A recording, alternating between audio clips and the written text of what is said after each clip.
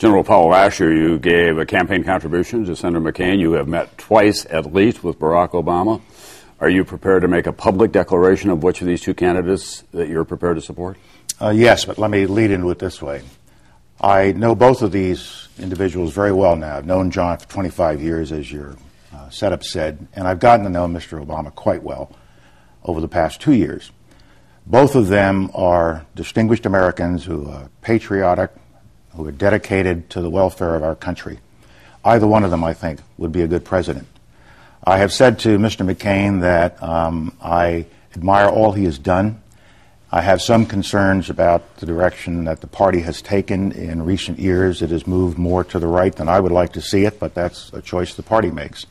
And I've said to Mr. Obama, you have to pass a test of, do you have enough experience, and do you bring the judgment to the table that would give us confidence that you would be a good president? And I've watched them over the past 2 years, frankly, and I've had this conversation with them.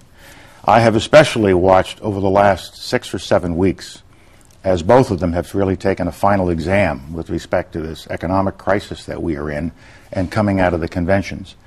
And I must say that I've gotten a good measure of both. In the case of Mr. McCain, I found that he was a little unsure as to how to deal with the economic problems that we were having.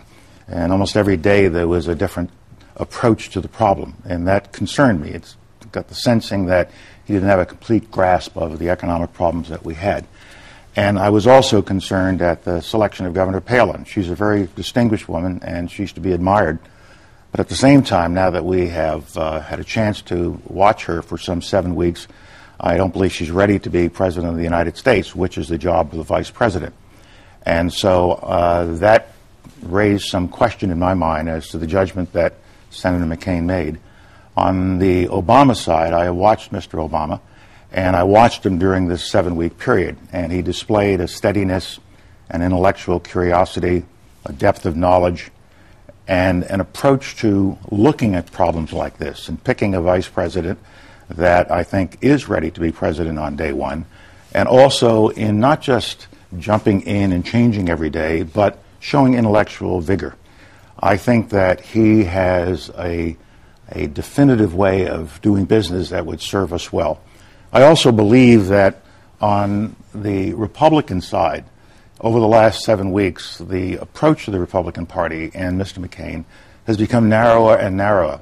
Mr. Obama, at the same time, has given us a more inclusive, broader reach into the needs and aspirations of our people. He's crossing lines, ethnic lines, racial lines, generational lines. He's thinking about all villages have values, all towns have values, not just small towns have values. And I've also been disappointed, frankly, by some of the approaches that Senator McCain has taken recently, or his campaign has, on issues that are not really central to the problems that the American people are worried about. This Bill Ayers situation that's been going on for weeks became something of a central point of the campaign. But Mr. McCain says that he's a washed-out terrorist, but then why do we keep talking about him?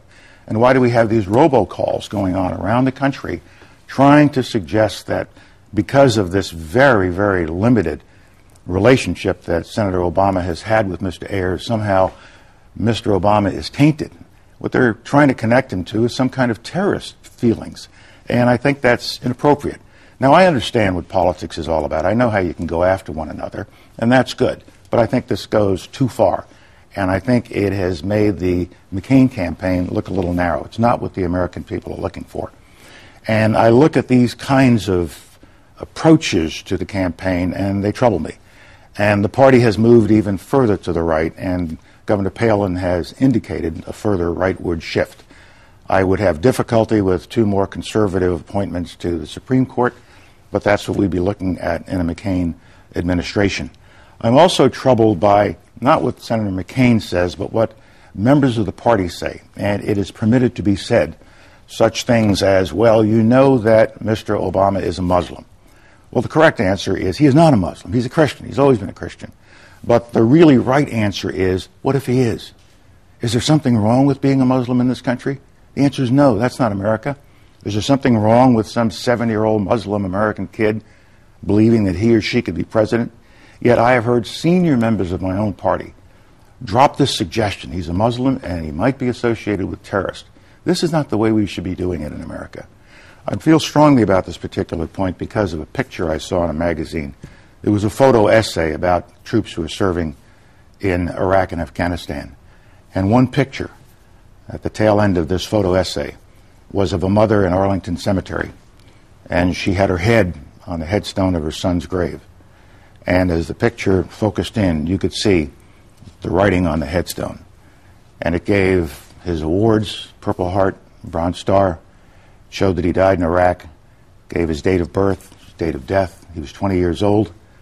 And then at the very top of the headstone, it didn't have a Christian cross.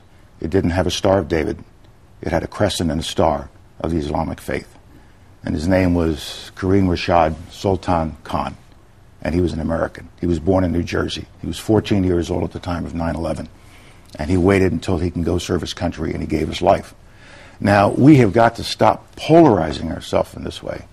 And John McCain is as non-discriminatory as anyone I know. But I'm troubled about the fact that within the party, we have these kinds of expressions.